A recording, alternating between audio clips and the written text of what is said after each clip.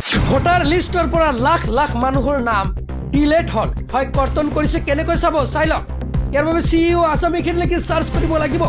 ইয়াৰ বাবে আপোনালোকে ভিডিঅ'টো যিমান পাৰে বেছি বেছিকৈ শ্বেয়াৰ কৰি দিয়ক তাৰপিছত ওপৰত যিটো ৱেবছাইট লিংক আহিব জাষ্ট ইয়াতে ক্লিক কৰক ক্লিক কৰাৰ পিছত এনেকৈ আহিব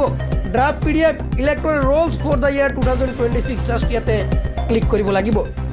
ক্লিক কৰাৰ পিছত আপোনাৰ সন্মুখত এনেকৈ ইণ্টাৰফেচ অপেন হ'ব এই সময় আপোনাৰ একো চিলেক্ট কৰিব নালাগে জাষ্ট ডিষ্ট্ৰিক্টৰ নাম সিলেক্ট কৰিব লাগিব ডিষ্ট্ৰিক্টৰ নাম সিলেক্ট কৰাৰ পিছত এছেম্বলি ইয়াতে চাওক সিলেক্ট ইয়াৰ পৰা আপুনি এছেম্বলিৰ নাম সিলেক্ট কৰিব লাগিব আপোনাৰ যোনটো সমষ্টি হয় সমষ্টি সিলেক্ট কৰাৰ পিছত ইয়াতে অটোমেটিকলি আহি যাব ক্যাপচাৰটো আছে যেনেকৈ আছে তেনেকৈ আপুনি টাইপ কৰিব লাগিব এতিয়া চাওক সাৰ্চ আছে সাৰ্চত আপুনি টাইপ কৰি আপুনি আপোনাৰ য'ত ভোট কেন্দ্ৰৰ নাম আপুনি বিচাৰি উলিয়াব পাৰে নাইবা আপুনি মেনুৱেলি আপুনি এনেকৈ চাব পাৰে চাওক ইয়াতে যদি আপোনাৰ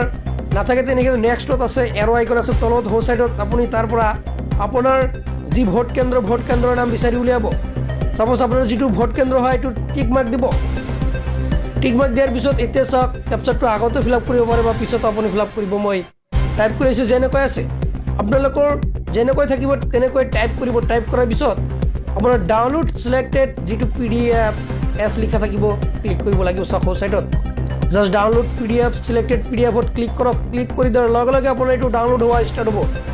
চাওক ষ্টেটাছ প্ৰগ্ৰেছ দিয়া আছে চাওক অলপ সময় ৱেইট কৰিলে এইটো কিন্তু আপোনাৰ ডাউনলোড হৈ যাব ডাউনলোড হোৱাৰ পিছত আপোনাৰ মোবাইল ফোনৰ আপোনাৰ মেনু বাৰত চাওক ওপৰত আহি গৈছে চাওক ইয়াতে অলৰেডি কিন্তু ডাউনলোড হৈছে ডাউনলোড ডেট কমপ্লিটেড ইয়াতে জাষ্ট ক্লিক কৰক ক্লিক কৰি দিয়াৰ লগে লগে আপোনাৰ ভোটাৰ তালিকা 2026 এনেকৈ আহিব ইয়াৰ পৰা আপোনাৰ নাম আৰু আপোনাৰ পৰিয়ালৰ নাম বিচাৰি উলিয়াই আপুনি চাই ল'ব যদি কোনো ধৰণৰ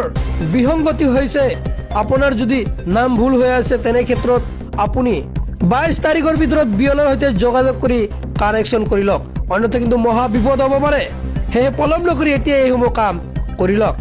হয় যিসকলৰ নাম ডিলেট হৈছে তেওঁলোকৰ ডিলেটেড আহিব